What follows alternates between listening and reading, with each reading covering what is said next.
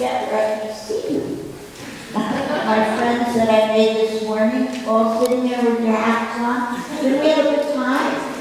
Yeah, we had a wonderful time. And that is somewhat indicative of the profession that I'm in and that you are already starting to be in by writing and making pictures, those of you who make pictures and reading other people's books. It has this certain joy and camaraderie that is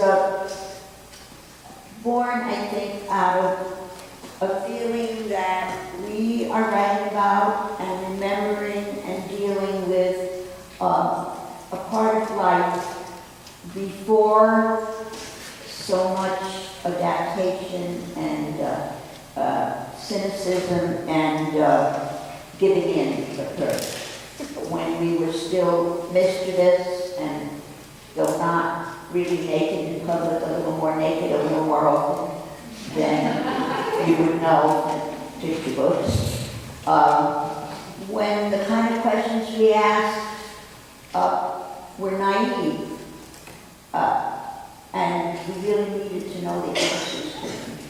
And it sounds like the variety of people you listen to and who have spoken with you and worked with you and all have all been working in one way and another in that fellowship and sisterhood and people like a family, right? It's not that there's nothing of, the struggle to publish or competition or things like that. They exist, but I would say on the whole, and I think I'll just regard myself as a representative, long-time representative of this quite joyous profession, that it was a true pleasure to meet you and talk to you and to think of each one of you going your way into it, which will be difficult. This is a difficult time in publishing.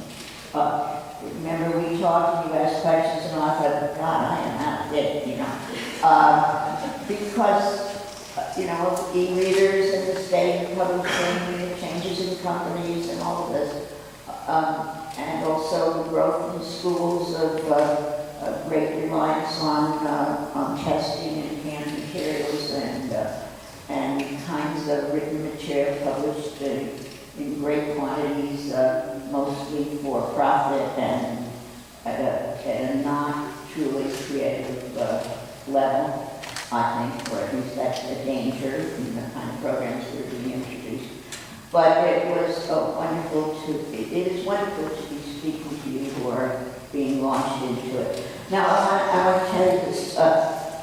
This will be partly anecdotal, that's the way I talk and what I like, and I know so much that what I write, how I write, the pictures I make, what I long for, come out of my beliefs, my parents' beliefs, the joys and struggles I had as a child, my admiration for other books also, and I'll talk about that more. But I did want to tell you this. I submitted many years ago when I first started out on this career with the intention of being published. I had written and drawn and illustrated and painted and talked my head off on everybody else's head. I was a big talker as a child. And I think that is sometimes, not always, very characteristic of writers. Some are silent, and the only place we get to talk is on the page. But if you put people that I enjoy being with, or that I want to convince of something near me, I will talk, and then often will lead to things I want to write. So I submitted a story quite close to my heart, although I wouldn't say that it's very noticeable in my life that I'm an animal lover, but I had an affinity for a certain cat. And I wrote a little story about the cat, and I made a dummy of it, and I submitted it to Greenwell Books, who have published most of my work, which is just a lucky thing. They were a wonderful group to work with. They still exist, but they used to belong to William Morrow, and they're now part of Hartwell. Anyway, I submitted it, and they said, well, they liked the story, but they had published their allotment of Catholics for the year. Now, I had never heard of such a thing before. And, you know, it seemed like a sort of acceptable idea how many Catholics should there be. Well, there should be as many Catholics as there are lovers or haters or people curious about cats who have something to tell about them, to whom the language of talking about a cat, the memory of a particularly loved or a particularly annoying cat, the memory of a beautiful cat. They are beautiful, right? Often they're beautiful. Not all of them, but they can be. A person's reactions, love of entanglement with a cat or an elephant or a dog or a mouse, as we know from our literature,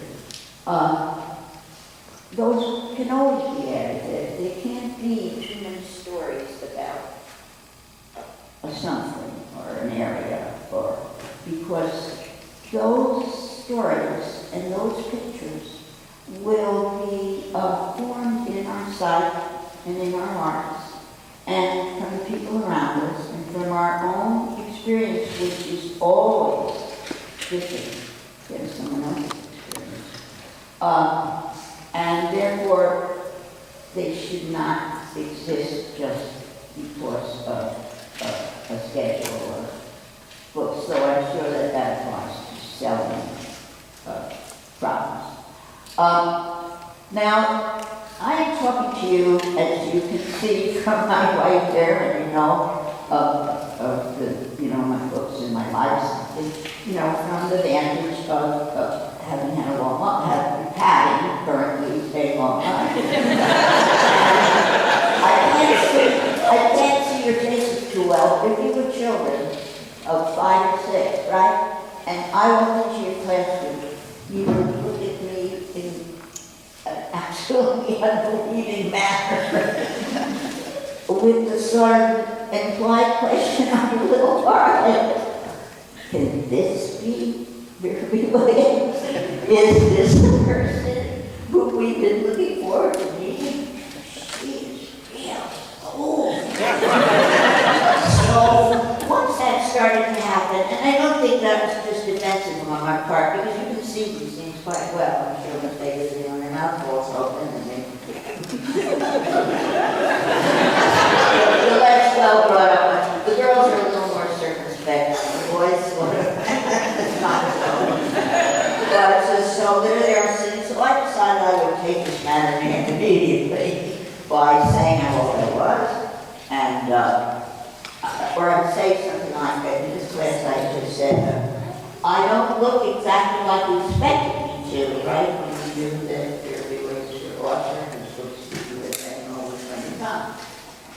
And I said, well, maybe one of you would tell me what you expected. And there was a little bit of silence about that, because they had the idea firmly in mind that I was the speaker and they were not, except they did have really prepared questions, but this was a new one. I tried to do that when I was in school, and I kind of discouraged prepared questions, so I'll tell you why, and I finished this little tale. Finally, a little brave little girl stood up. She had on a little headscarf and appeared to be, though she spoke English fairly well, a person of 2 languages. And she said, she was very sweet, and she said, we thought you would look more new.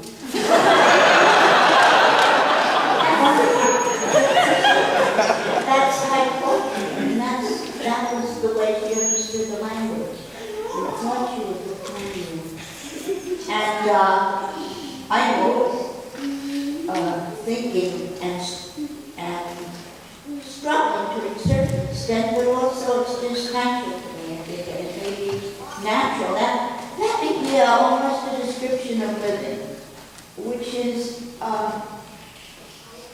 trying not to be new or look more new in a way of fashion or what is the truth that seems to be the interest of the times, but to always be finding in yourself what is new in your discoveries of yourself. And a lot of these discoveries are made through your work. I was thinking when I was listening to what various writers had said, and all of those, you know, and I have paid attention to them myself and followed some of them. But I was reminded, my experience is very much that writing in my life seized me when I was a little child. Language, I was crazy for it. It inhabited me. I was very lucky to be exposed to lots of verse as a child, even as a very young child. My mother would wake us up on Sunday morning, and my mother, by the way, came from, when she was quite young, she came from Lithuania, and spoke Yiddish and Polish. Well, she was very young, she was going to Greece, so she didn't speak much, but that's what they spoke at home. My father came, he was much older than Russia, and they both had a great respect for their own languages and for the English that they were learning. And my mother got books in the library for us until we were old enough to take them to the library. And she liked very much the poems of Field and of Robert Louis Stevenson, and she would incorporate them into her life. She would stand on her knee and recite, and this seems like nothing. But I remembered it all my life, and it still means something to me. Here's a wall for baby, big and round and red. You know? And then that went on to say, here's baby's this and here's baby's that. And the combination, and this is very important if you write for little children. Little children, if the person reads, and it doesn't have to be a mother or a father, a direct, close, you know, with their family, but a person who loves both language, rhythm, image, a kind of playful intelligence with words and the things of daily life and of the kitchen and of the food you eat and of the things you do with a child, you know, that have to do with their little toes and their bellies and wiping their noses and wiping their behinds and looking in the toilet without their little length and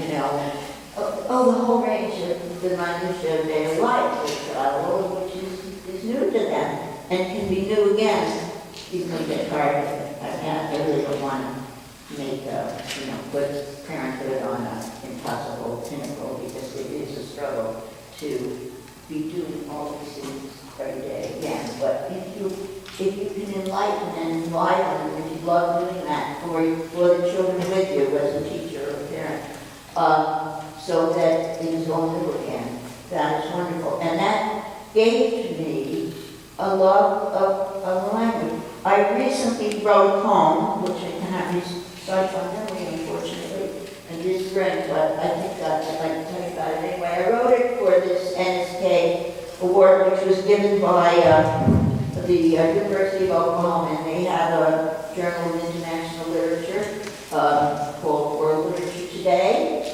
And they wanted to celebrate their award, the NSK award, which is wonderful because it's an award on level with adult writing. It's given every other year, and the award for the adult writing is given in the alternate years. And they treat them with equal respect, and it's a money award, and it goes to both groups of people. Often you will find, and I think really mistakenly, that children's literature is regarded as a thing apart, more in the world of toys or what, that it does not have somehow the dignity of language or comparable effort or as writing raps. Just, it's very annoying, but you have to ignore that, right? It certainly does, and in the literature for children, in the stories that parents tell, in songs, in language we hear from other cultures, and that we may meet in the children go to school with us in this, in cities and places where the variety of us is allowed to function. That all gives us our language, which is always being renewed and wonderful. I'm glad I had a wonderful voice and sang in Russian, and I don't speak Russian, but that became part of me. The Yiddish became part of me. But all this rhymes to do. So I wrote this long poem in which I simply switched from one little verse to another, and also fitted in the beliefs I was brought up with. I was brought up in a very leftist political family bent on improving the world for children and for their parents during the Depression. And the library was very important to us as children, and books we got, some books that we got from it, which are not much read in this country, but were translated into English. And there was a particular pair called Nobody's Boy and Nobody's Girl. Has anyone in this room ever run into Nobody's Boy and Nobody's Girl? I read them both. Great. Aren't they wonderful? My parents gave them to me for my birthday. They're my favorite books. Me too. I love them. But you don't often meet people who know them. Yeah, Right. well, here Yeah, here we are. They were translated from the French. They were written by a French socialist journalist. And to me, they embody, and that's why I think it's important to speak of them. They were marvelous adventures, you know, and sad. They had rather hard things to deal with, right? And struggle, and mind disasters, and oh my goodness, the worst. But at the same time, they were definitely, it was definitely children who were struggling. It was the life of these children, hard life, you know, and they were good stories too. They had a certain mystery quality to them. But they were fitted into or not even fitted into it, they just naturally told the life of these children and their struggles and their beliefs and their triumphs. And those stuff that they were stuck with me my whole life. So in this poem, little snatches are there, and then things about the Spanish Civil War, and things about having to pay rent, and things about a song I was taught by my fifth grade arithmetic teacher, which was taught my class, though I don't think he succeeded very much in teaching me fractions or something like that, but he did teach me Kevin Barry, which is a song that an Irish hero who was hung for his struggle against the British. So all of this I flowed together in this poem. And in the end, I realized, now this is something I have to say, I realized it, and I realized it again and again and again. So everybody who writes, there is a point, it doesn't matter what other people have told you or what you will learn from what you have written. And what you have written or drawn will be a surprise. It has its own, and it will work just like, to put it in a not so good context, a cough. Something that has got to come out. It will work its way out in the work you do, in your valor. And it is a kind of valor and courage that you need to tell what we speak of as truth. Even though you're telling the truth, the somewhat lies of fiction. I mean, fiction is full of prevarication, right? And make-believe, and things that weren't exactly like that. But as they turn into these very sly metaphors, very sly little adventures that you invent. You invent them. You partly reinvent things you've read before.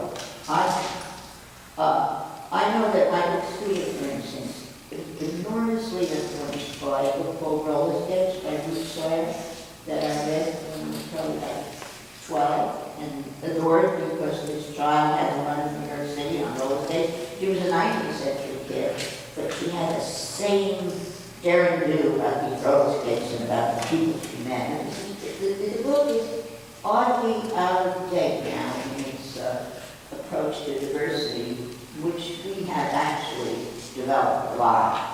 But it was definitely an attempt to present life in New York as a place where there was an enormous variety of people and to enjoy that variety of people.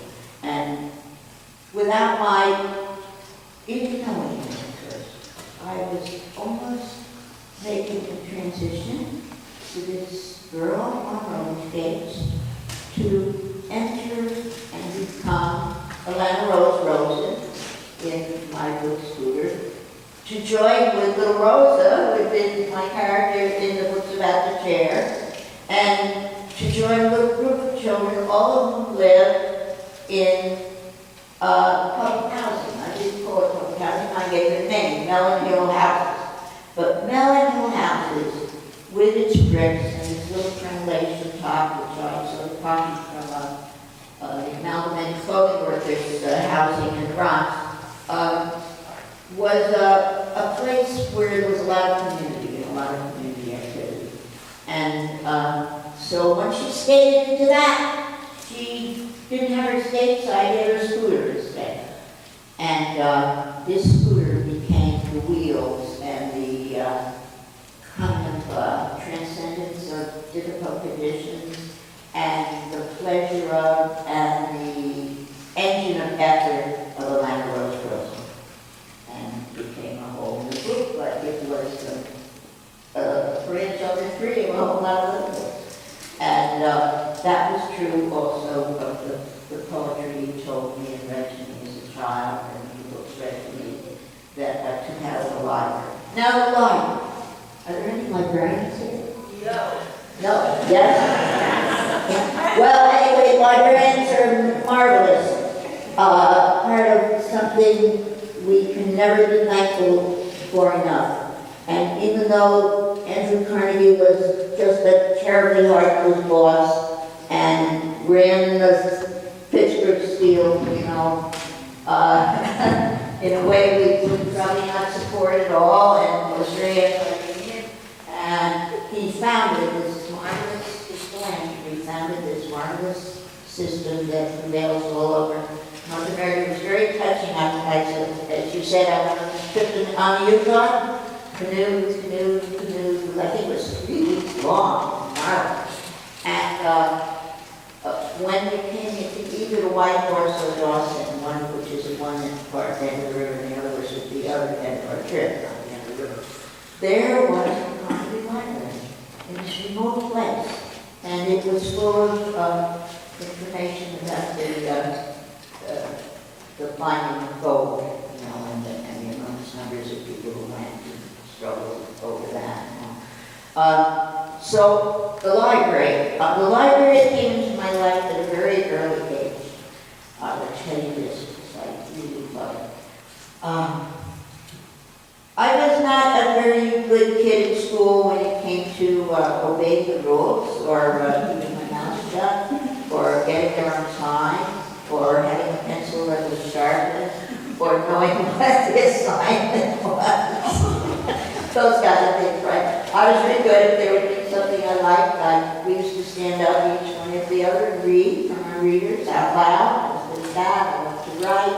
I liked projects. I did not like to sew very much, but I was very impressed with myself that I learned to embroider my name and made a graduation dress and so forth.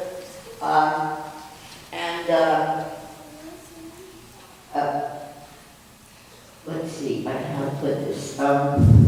Yes, okay. So this was in PS 28 in the Bronx, right near the Grand Concourse, Mount Hope Place. I don't know if that school is still there. We had gotten a foothold in that street. We got an apartment building, getting back to new apartments all the time. Not new, but a different one. That was part of Depression life. But I was very, very happy to learn penmanship. Most people don't like to do that, but I loved it. I love the unity of actual words and our beautiful alphabet, with these refined forms that have developed over centuries and centuries. I always choose to typefaces in my book. I've done a lot of lettering. I hand-lettered more as a baby. And I've done lots and lots of signs and graphics for pacifist magazines and activities. And that started very early in my life. The actual alphabet and the Latin. And so we practiced and practiced and practiced and practiced. So many B's and so many A's and so many D's. We tried very hard to get it just right. And it could be very trying. And finally, we were deemed able to write our names on the board, right? Who would like to come up and write their name on the board? Well, nothing low, I immediately raised my hand, and because I thought I could do it, and I thought I did it well, and I went up and I wrote what was then Vera Baker, the B stands for Baker. Our name had gotten changed from its Russian when my father's name became. And I thought I did a good job. I looked at it, and then I sat down, and then the teacher had a stick, and she said, "Class." Now, this is not a very good pedagogical approach, but it was what is wrong with this? And all of them tried to find out what was wrong with it, right? And they criticized one letter, and there's just another, and she said, no, and that nobody knew what to say. And this is probably total fiction in the form that I remember it, but she said, there is nothing wrong with it, it is perfect. Now, it's not her likely that she would have said that, right? But I remember that's what she said. And in so doing, she gave me a big bunch of steps towards going on and being a writer. Just the praise and the acceptance of my name and the ability to write it, you know. And I've often had occasion to remember this because not just of signing books, but most of my books have a handwritten signature as the name on the cover, you know. So that really was very important to me. Okay, now there's a few other things I want to tell you, and then I think we will go on to other things. Now, to you receiving your marvelous diplomas and hearing a little talk about yourselves. But I want to talk a little bit about Walter D. Meyer's article that came out, his son, Chris's son, that came out in the paper not so long ago. And he, all through his writing life, wrote about African American, mostly urban life, and that's what he loved. He actually was quite important to me. I would often be in my, I didn't know him well, but he would be on Hamline, so we would be invited together and talk a little. And there was a time when I did a book, but I know some of you probably know my book, Cherries and Cherry Pits. This has an African American child on the cover, which, by the way, I was at that time, told or warned, not by my poetry certainly, but by a teacher to literature that would make it difficult to sell the book outside of the African American community. I don't know whether this turned out to be true, but the book became a quite much read book, and it's still in print. And I did not have a big fund of interaction other than on buses and trains in the city in general, or when I visited school, but of black people and brown people to be amongst all the time. So I had to think a lot about the pictures, but what I thought about the most of them was the point of view of color. That I like to paint, and that in a certain sense, in the paintings, I was painting something I loved, and that was this little girl named Demi, whom I met in the class, and she reminded me so much of myself. I was invited by the teacher, who was a friend of mine, just to draw the children, which was sort of more at the beginning of my writing and book career. And that was actually in Toronto, Canada, where I lived for a while. And this little girl, I don't know how she did it, but she was very compelling, very attractive. She had deep brown eyes, which really did remind me of those dark brown of those finger cherries. And she had me sitting next to her in no time. And when she could tell it in words, she know it in words. When she couldn't, she drew.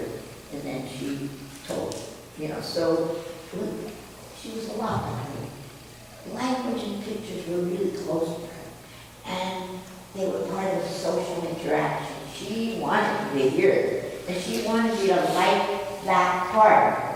And I understood that because that was a big part of my life when I was little. And it actually, I'm sure it still is, I loved coming in, us exchanging, talk about her, you tell me what I know and you tell me a little bit about what you've been doing, because that's so important to me.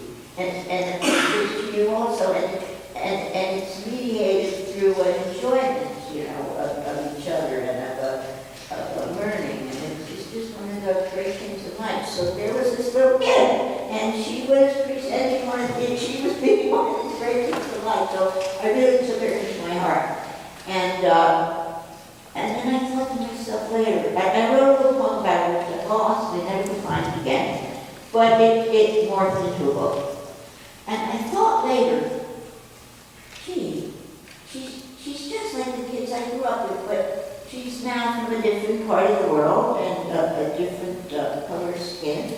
But when I was little, it would be mostly the children, you would be going like to classes, or there were a lot of opportunities for free studies in New York City then, or they would have their little violin, or they would be going to an art class, or you're going to the museum, or going to the library.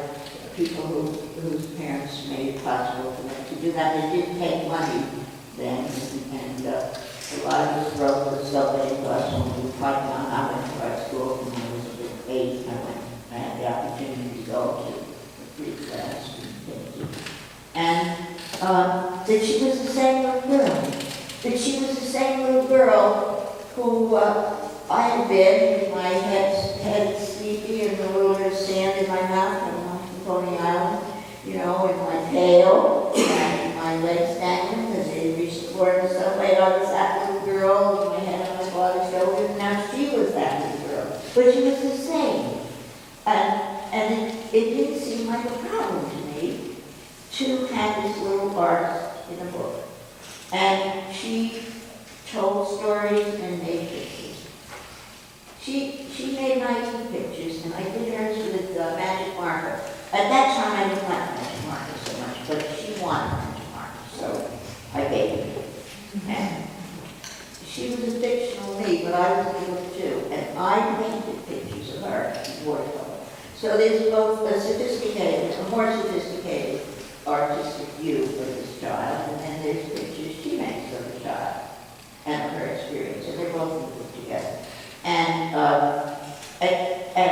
each little story involves a little bag of cherries, and eating cherries and spitting out the pictures through the crane. Again, with a rhythm that a kind of rhythm that comes from doing a long hearing of nursing homes.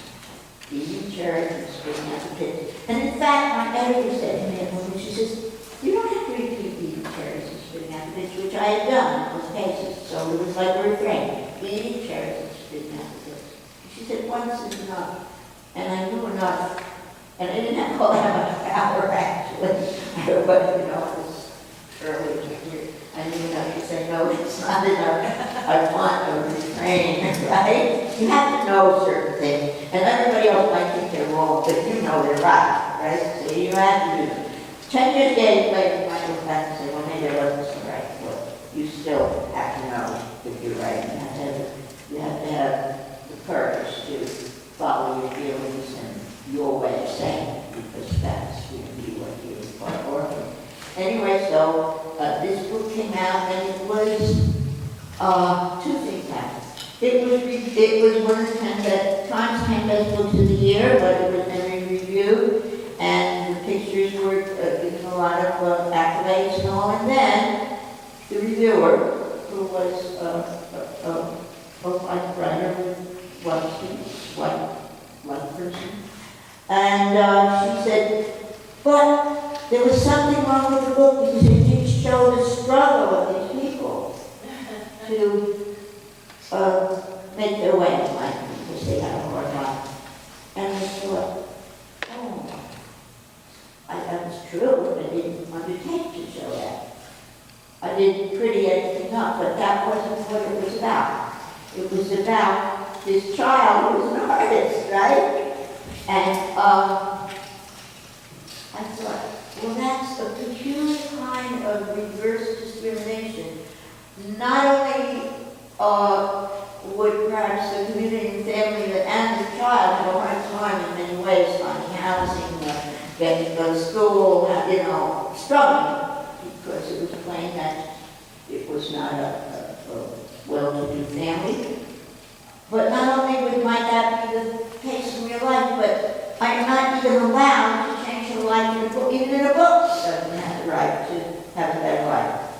And, or a more interesting aspect to it, or some that to be nice.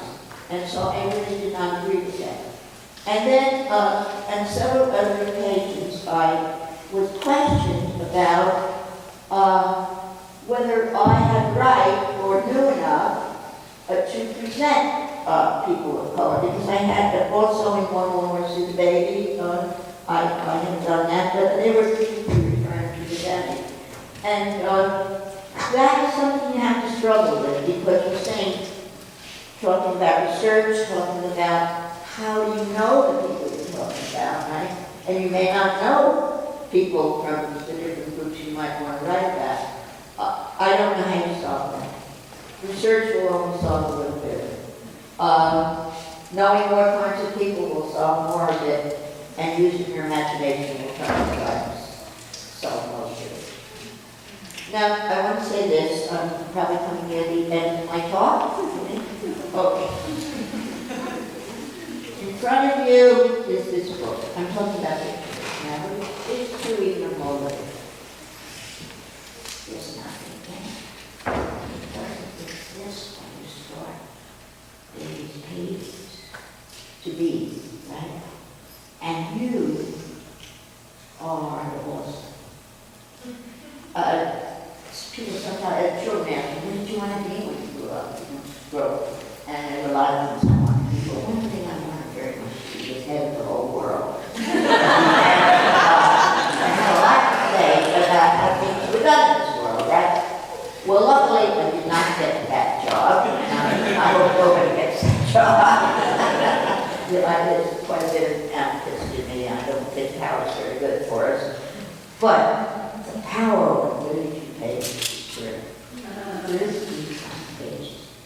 And you can have any kind of interracial neighborhood you want. You can have us all together. You can have the architecture of your choice, right? You can have the meals of your choice. The clothes, you get to be a set designer, a clothing designer, and it has a historical quality that you want to get in there. You get to be the researcher. But more than that, it's your imagination that is going to make the country that is your book, right? And that's a lot of power. And that's where it's struggling for. It really is. And you'll probably have a hard time getting published. So now you can try self-publishing. But before even getting published in the self-publishing, you will have the power by the language that is in you, the love that is in you, the memory that is in you, the kind of person you are, to create the whole world between two points. That's what it is, right? And even almost without even thinking of the words or the situation or the story, if you just thought, you're turning pages, right? That's magic. That was a great invention. You're turning pages. You're tranquil. Nothing very exciting happened yet. You turn another page. Oh my God! Blue! Look at that blue! Look at that red! Look at that green! Over here, something else is happening. It's very much like opera, or a stage set, or a play. Well, life, when you turn the pages, and life happens, and new people come into the world, and a whole community is founded, and your devotions to justice, to beauty, to whatever you regard as truth, or the philosophy of life, or religion, or the rights of children, all that can be there without it being extremely ideological or like that. You will create the world that you were, in a way,